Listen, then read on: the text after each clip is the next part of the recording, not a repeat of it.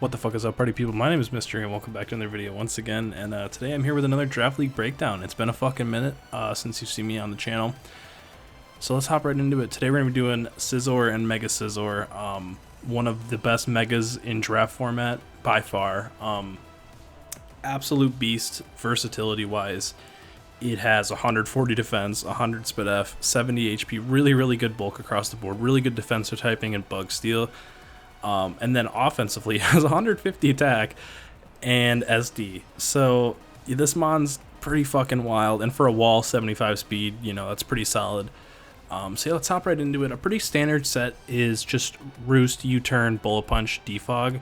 Defog could be like knockoff as well.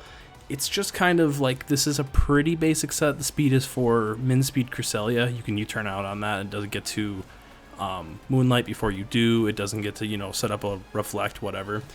I think Scizor, this is pretty much like its basic form is like, if you just have to throw something on your team, this is a pretty solid set that'll get the job done like 80% of weeks. It won't be anything revolutionary, but it's just a good solid Pokemon. I think where it really can go to the next level is SD. This mon has, like I said, 150 attack, you know, 421 with just 188 adamant investment. You can start doubling and tripling up, and this mon will fucking pack a punch. Bullet Punch with Technician boost is insane, obviously. And then I left the last move open because there's just so many options with Scizor. Knockoff, like I mentioned before, is just a really solid move on him. Dueling Beat he got from the Sword and Shield, what was it, Crown Tundra DLC. And that's 120 power with, with Technician. So he's clicking Brave Bird with no recoil that hits 2 times. Kind of insane. Superpower, he can hit other steals. And then, like, I have Pursuit. There's other moves. It gets Cross Poison. I don't think there's ever a reason to use that. It's just a really solid overall Pokemon. It has tons and tons of coverage. I'm actually gonna hop past this one real quick. It gets like a move like Sand Tomb, where you normally would lose to a Pokemon like Toxapex. You can run Sand Tomb, like, you know, SD, Roost, Sand Tomb, Bullet Punch, and if it's not Haze, you can 1v1 it and end up killing it. And I think that's absolutely incredible for a Pokemon like Scizor. And then looking at Spit F, Scizor, I don't actually have it, you know, EVs, but just realistically, it'll be, you know, something like that, and like, you know, just enough for Cresselia. This is a pretty basic set as well. Like, it's Spit F Scizor is a really good set just because his typing is so incredible.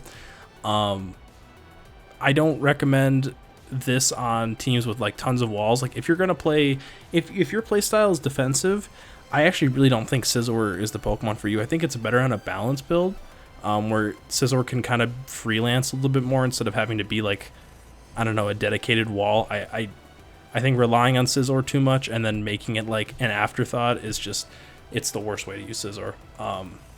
Like I said before, other options, if Baton Pass is legal, it gets it. An underused move is Quick Attack on him. If someone has an Arcanine, they think, oh, I'll just Intimidate him, I'm going to be fine. You get to +3 after the Intimidate drop, you know, from +4 to +3. Quick Attack does a fuckload. It's there, you know, it's just an option that if, for whatever reason, you know, you need to have that move, it's there. Tailwind is another, I don't know. I don't really like Tailwind in singles. I think it's bad, but it gets Tailwind in U-turn, so at least it has that kind of synergy where it can Tailwind up, you know, be a fast U-turner after that and get out. Yeah, so nothing crazy there. And then regular Scizor is definitely much worse. I shouldn't say much worse. It's worse. 65 speed is less. Its attack is much less. Its defense is much less. But it's still an overall solid Pokemon. I really need to get to using this again because I have not used it in years. But every time I've played it, it's never a huge threat, but it's something you have to keep in mind because one SD in this mod's still an absolute beast. A pretty typical set I've seen running around lately is Heavy Duty Boots with U-Turn. It's just a really solid pivoter. Knockoff, Bullet Punch, yeah. Pretty much the basic stuff there. And then, as always, I like to give some team options for what works with Scizor. My best way, I think, to build around Scizor would be obviously getting fire switch-ins. You know, you're 4 times weak to fire with Scizor. Everybody knows you have to get a good fire switch in for Scizor. So Slowbro, one of the better ones. Scizor is immune to toxic, excuse me. So I think they work really well together. You can teleport into Scizor and give it a lot of momentum. And it gets its own recovery, which Regenerator and Slack Off, which is great. So I think, yeah, Slowbro's a really cool fit. I think like Lando Eye, Slowbro, Scizor would be a really, really fun pairing. Rotom Heat is one of my favorite Pokemon ever. Little spoiler, he's coming up next, so get ready. I love Rotom Heat. I love all of the Rotom forms, really, and Rotom Heat's a perfect fit with Scizor. Immunity to ground, where you don't have to worry about Earthquake spam with Scizor too much. You're resistant to fire, you have Volt Switch, you have your own recovery. Now, it's not recovered, but Pain Split's good. It doesn't force Scizor to be a defogger. You have defog of your own, and it's fucking great. Another option is Scizor on Rain.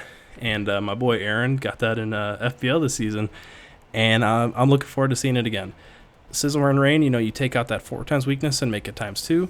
Scizor is pretty fucking tough to kill. Instead of that, if it's not a stab fire move, instead of that shit doing like 90, it's gonna start doing, 45, and that's when it gets scary. I think Rain with Scizor makes a ton of sense, obviously, and Pelipper, with U-turn into it.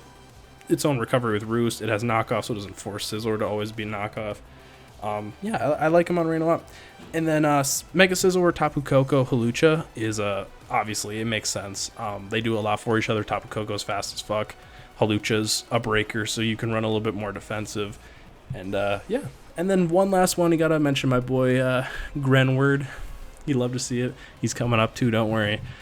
I think something that sucks with Scizor is you're not able to run rocks. Like, I like my steel type to have rocks, so when you draft Mega Scizor, most of the time you're not drafting another steel.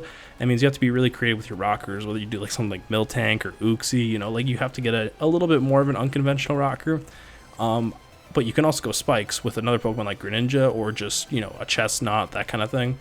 And it gives you more options, a little bit more versatility as well. So yeah, I'd like to thank you all for watching. If you guys have any other Pokemon you'd like me to do, please let me know in the comments. At me on Twitter, @BaseMystery, and I'll talk to you later. As always, peace.